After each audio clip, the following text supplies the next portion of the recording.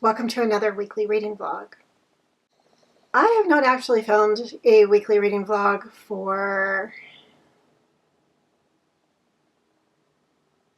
3 weeks. Simply because I did not finish any books and I really wasn't getting anywhere in any of the books that I was reading. So I just recently filmed a 4 books in 4 days video at the end of February because I felt like my February was completely falling flat in comparison to my January, where I read 9 books, which is really good for me. So that helped, and I ended up reading 8 books in February, but I didn't film it as a weekly vlog because I did the 4 books in 4 days. So this is the first reading vlog since the beginning of February.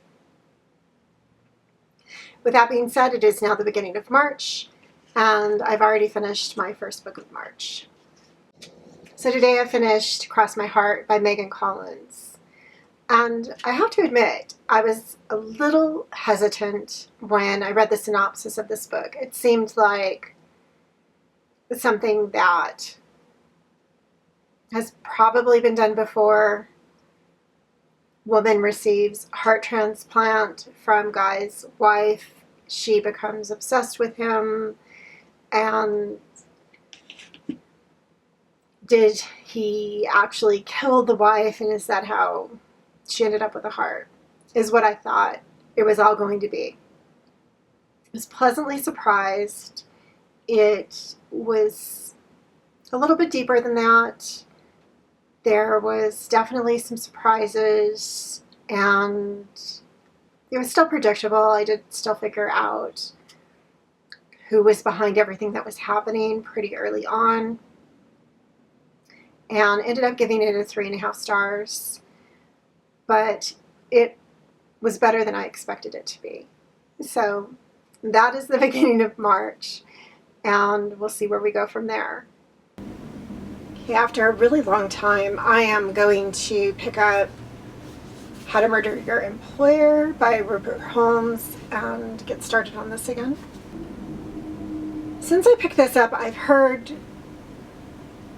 quite a few people say that they didn't enjoy it, that they couldn't get into it, that it wore thin after a while. I am only 56 pages in. I've read the first 4 chapters, and it is almost 400 pages long, so I feel like I'm not that far into it yet to be tired of the setup. Since I haven't talked about this for so long, and I honestly don't know if it's been so long if I've ever talked about this book. So we start off and we are with one of our protagonists. His name is Cliff, and he has a horrible boss, and he is so horrible that one of Cliff's co-workers, who he was basically in love with, has done away with herself because she can't handle this boss any longer. So Cliff decides to take matters into his own hands and exact revenge on his boss, and he plots an elaborate plan that he thinks will put together the perfect murder to take care of his boss. And as he is working through this plan, he is pursued by 2 men who vaguely give Men in Black vibes, and they tell him, you're not going to get away with this. You think it's really carefully plotted and the perfect murder, but it is not. So your options are to basically go to jail or to come with us. And they put a hood over his head and they take him away, and when he gets unmasked, basically, he is in this very idyllic setting on the way into a beautiful manor house, basically, an estate. And he finds out that he has been granted a place at the McMaster's School for Murderers by a patron so that he can learn how to actually commit the perfect murder. And he is being shown around campus by the dean of the school, and all of these different little classroom settings, groups are learning different skills associated with murder. And so you see people hand-to-hand combat, and you see other people talking about poison, and etc. And at this point, 50 pages in, he is just like, get me out of here, this is crazy, what am I doing here? We are told in a very long introduction that is written by the dean of the school himself that we are actually going to be learning about the school. That is the purpose of this book, that this is a guidebook, and to help us with the guidebook, we're going to hear the perspective of 3 students. Cliff is the first one of them. And then we will hear from the perspective of 2 other students who we have been introduced to at this point, but we haven't started to hear their narrative yet. We're still focused on Cliff's story. It's over the top. I mean, it's definitely not a real world situation, I hope. But I do like the descriptions that Holmes is giving us about the estate, the school, all of the buildings. He's going into, he's being very descriptive about, this is the market hall, this is these are the dorms, these are the different cottages, etc. That if you have enough money, you can live in your own cottage on campus, and who the professors are and what their, dark arts are. So a little bit of Hogwarts kind of situation thrown in. But there's no magic, there's no fantasy. This is the real world, and these are ways to commit murders. So I'm enjoying it so far. I don't know where we're going to go with this. I don't know if it's going to be just the school. I don't know if we're going to actually get to a murder. I don't know what's going to happen, but let's read.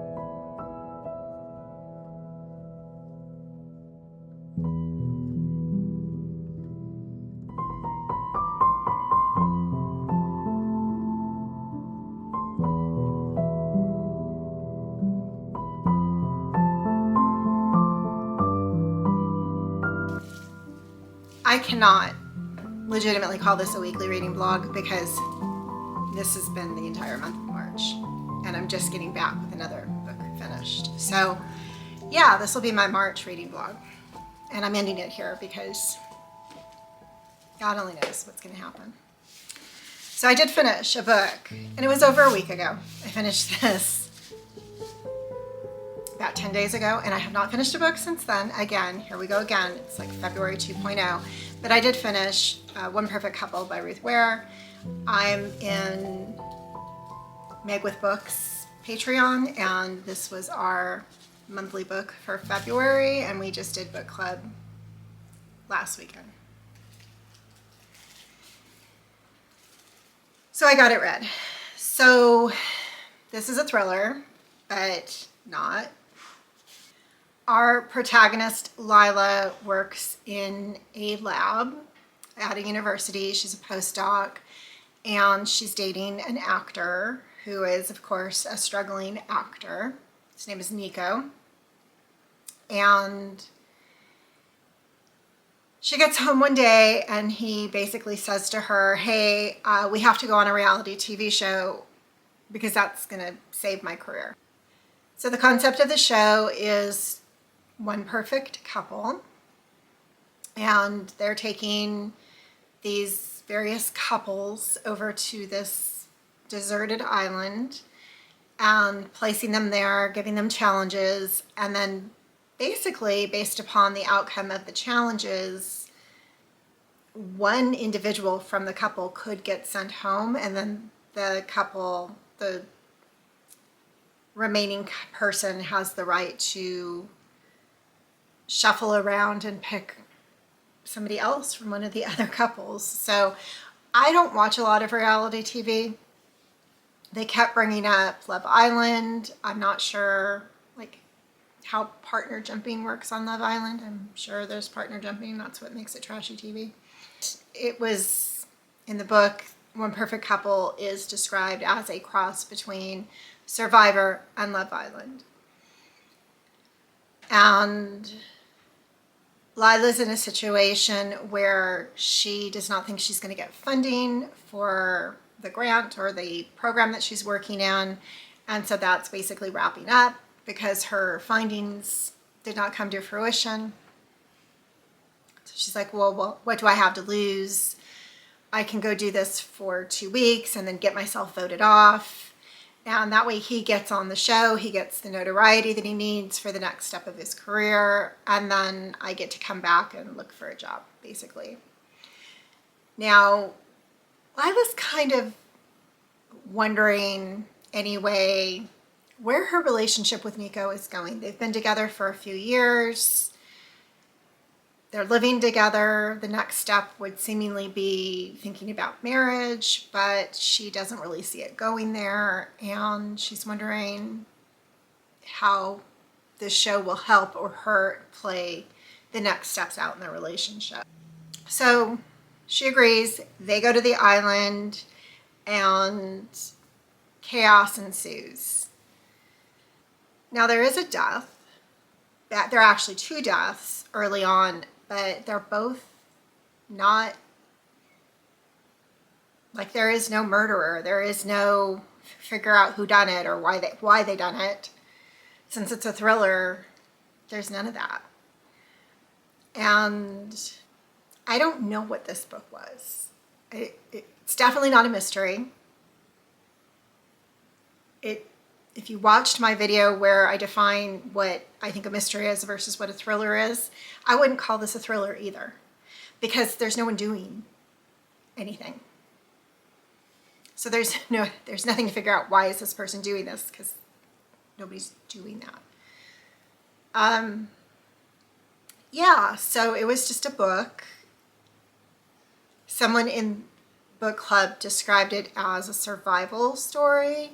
And that's accurate. I think that this is a story of surviving on a desert island more than anything, but not surviving because there's a madman or a psychopath or a sociopath picking people off. It is the synopsis inside the book jacket starts off hearkening to Agatha Christie's classic, And Then There Were None. This high-tension thriller follows 5 couples trapped on a storm-swept island as a killer stalks among them. That's not really what happens. But I don't know, maybe that's a spoiler, but that's not what really happens. Now, all that being said, Ruth Ware, the only other Ruth Ware book I've ever read was The Woman in Cabin 10. I read The Woman in Cabin 10 in 2017. In 2017, I was still giving letter grades for books, so no granularity.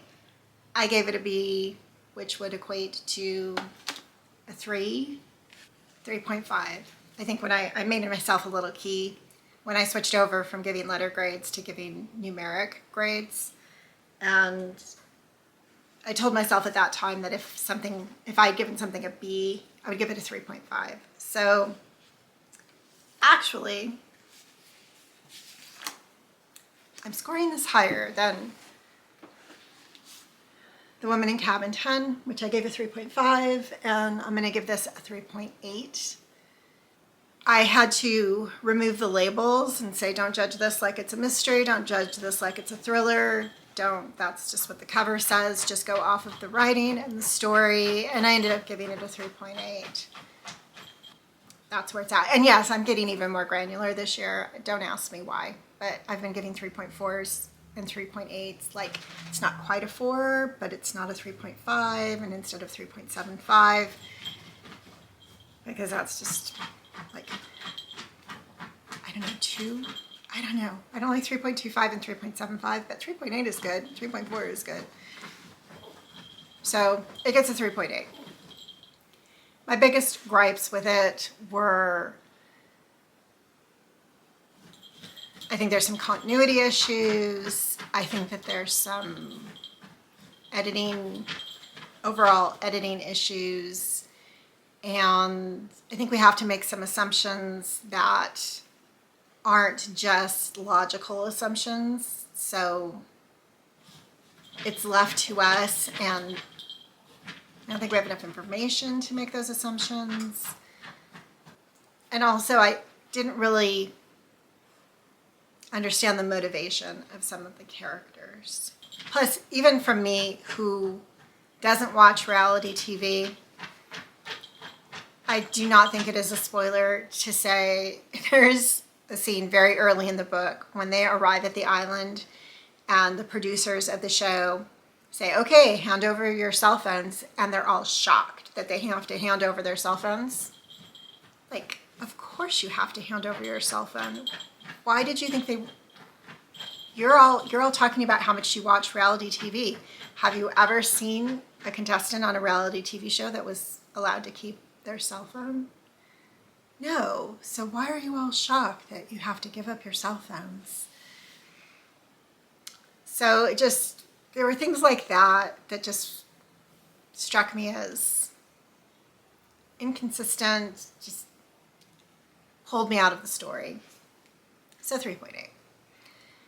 All right, that is it for this monthly reading vlog. Thanks for watching. Tell your pets I said hi, and I'll see you next time.